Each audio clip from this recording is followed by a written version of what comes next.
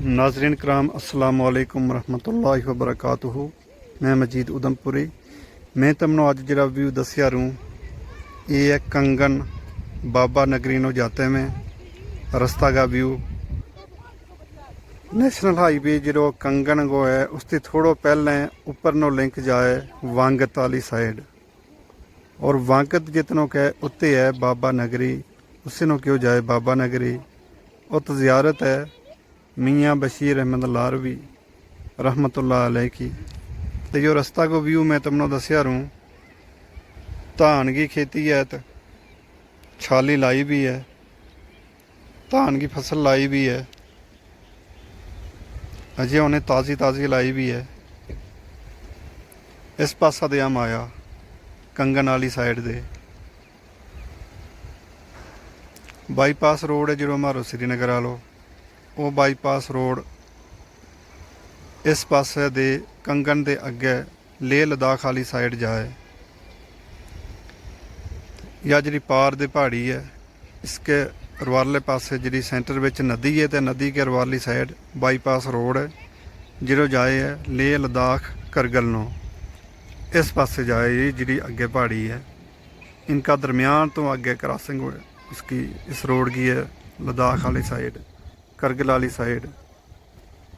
जो झीला को मकाम आवे आगे उसे रास्ता विच जित चढ़ाई काफ़ी है, बर्फ़ काफ़ी पई भी हुआ है।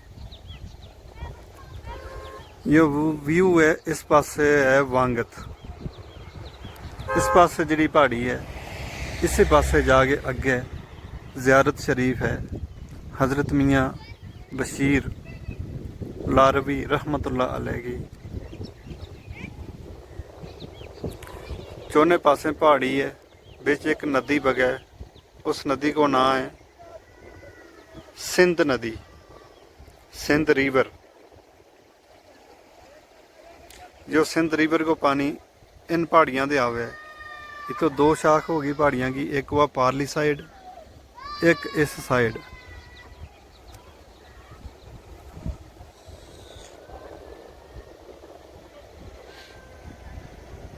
खूबसूरत मंजर है इन खेतों को, वसी एरियो है जिस विच फसल लाई भी है, धान की फसल लाई भी है, अजे ताज़ी ताज़ी लाई भी है, खूबसूरत लगे यार लगी।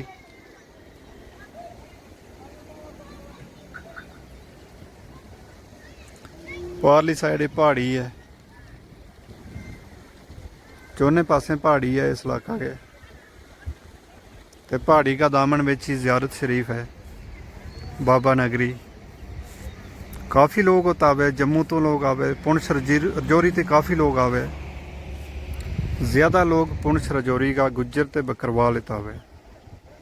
या ऐसी ज़ियारत है जित सब तो ज़्यादा गुज्जर आबादी इस ज़ियारत पर आवे। गुज्जर बकरवाल हर इलाका का इत मिल जाएगा। मैं तमना वही व्यू भी दसूँगा, नवा शहर का पंजाब का मुख्तलिफ इलाकों दे इत गुज्जर लोग आवे।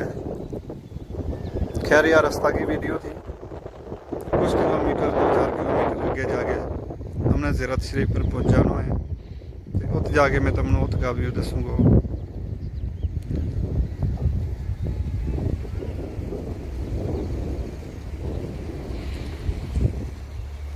ये उपली साइड वाली पहाड़ी है। मैं चारों साइड तो तुमने घुमा के दसूँ। इत ठंडी हवा चले लगी, जी पहाड़ी हमनों नज़र आए लगी भी, उन पर बर्फ लब्यारे लगी भी। जूम करके दसूँ तुमनों,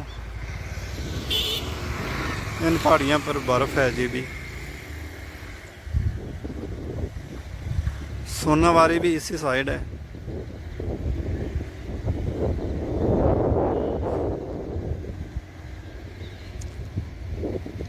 बड़ो पहाड़ी सिलसिलो है, सिर्फ पहाड़ी ही पहाड़ी है, और पार दी घना जंगल है, बिल्कुल घना जंगल है, गंजान आबाद जंगल है ये देखो। पूरा जंगल एरिया है, घना जंगल है इत्थे।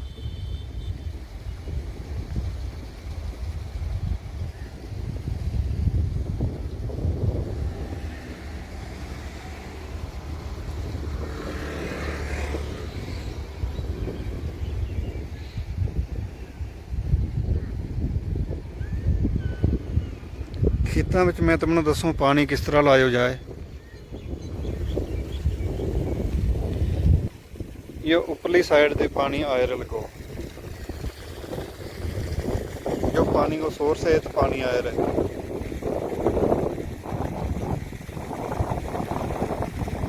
तो पानी हर खेत में जाए। तो देखो इस पासा नो रस्तो कटियो है इस खेत नो, उस पासा नो भी रस्तो कटियो उस खेत नो, फिर यो अगे गयो पानी अगे जो बाकी खेत है उनके विच इस पानी की सप्लाई है। तो सारा खेत पानी नाल भरिया हुआ है। इस वेले धान की फसल नो शाली नो ज़रूरत है पानी की, तो पानी नाल तुम देखो सारा खेत भरिया हुआ है। चलो खैर हम अगे चला, वंगत वाली साइड चला, बाबा नगरी वाली साइड चला। नेरो भी होने वाला है, शाम को वक्त है। तो यह वीडियो इतने क्लोज करा। अस्सलाम वालेकुम वरहमतुल्लाहि वबरकातुहू।